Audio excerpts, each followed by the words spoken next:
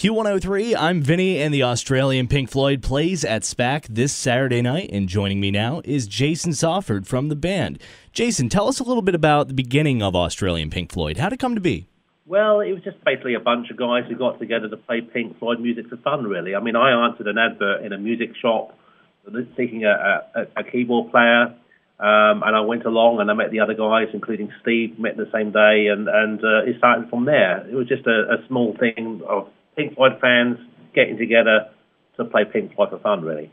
And I'd say you guys have done an amazing job with it, being that your career has lasted for so long and you've done so well.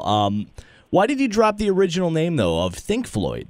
I think we were taking the show abroad, and we just thought, we'd heard of a band like the Australian Doors show. We thought, yeah, we'll call it the Australian Pink Floyd show, because it says what it is. We were from Australia, we were playing Pink Floyd, and we thought that was a good name.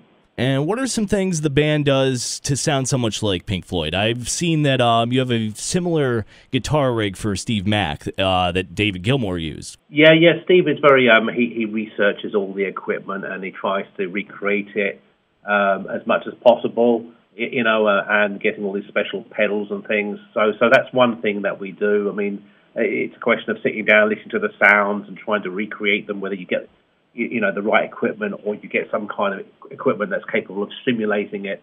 It takes a lot of patience, but, once you master the technology, we can get those sounds, and then it's a question of working with the band to get it all right. Is there anything special you need to do as far as the keyboard goes? Well, I've used a variety of keyboards over the years. I tend to use more modern keyboards these days because, as much as I love the old stuff, if keyboards can be heavy, and if they break down, it's hard to do 100 shows a year that way. So you guys performed David Gilmours' 50th birthday party. That's correct, yes. That had to be a nerve-wracking experience, was it? I remember being very nervous at the day. I started off the gig very nervous, but as the show progressed, I saw Rick Wright. He came to the front of the stage, and he'd had a bit to drink, and they were dancing to their own music. And I started to feel, hey, this is fun. It was relaxed. That's got to be an amazing feeling. That was, yes, definitely. I still pinch myself, the fact that we did that.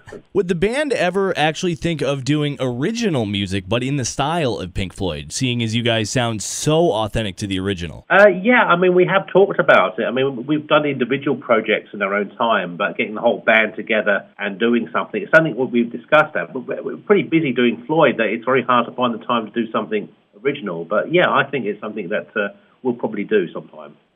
The most challenging thing for you when it comes to performing for Australian Pink Floyd? There are various songs. At the moment, we're doing Sheep. I find that quite challenging because a lot goes on with the keyboards and stuff. Mm-hmm. And a moment where you guys realized, okay, we've made it. We're big. Well, that was... I guess it's probably around about the year 2004 or something when we went abroad and we did a tour of the States and a tour of Europe, and that's when we started doing the arenas. So yeah, that's roughly around about that time. And SPAC certainly this Saturday is a decent-sized arena, and that is an amazing venue for you guys. What is your favorite Pink Floyd album, and what makes it special to you? Well, they're all great stuff. To me, it's a hard choice between Animals or Wish You Were Here. For me as a keyboard player, there's lots of great keyboards on it, but I think there's great songs as well. They're atmospheric, they're moody, they're just interesting stuff to listen to. Is there any song that you do in concert that you believe to be more difficult to perform than others? Obviously, Pink Floyd has quite a few songs that are they have a lot of elements going on. Yeah, there's songs from Animals album like Dogs or Sheep is quite challenging. Echoes is not necessarily that difficult to play, but quite a bit goes on. So it's trying to get everything going on can be a bit challenging. Yeah. Jason, thank you so much for joining me. Thank you. Jason Sawford of the Australian Pink Floyd, the band playing at SPAC this Saturday. I'm Vinny for Q103.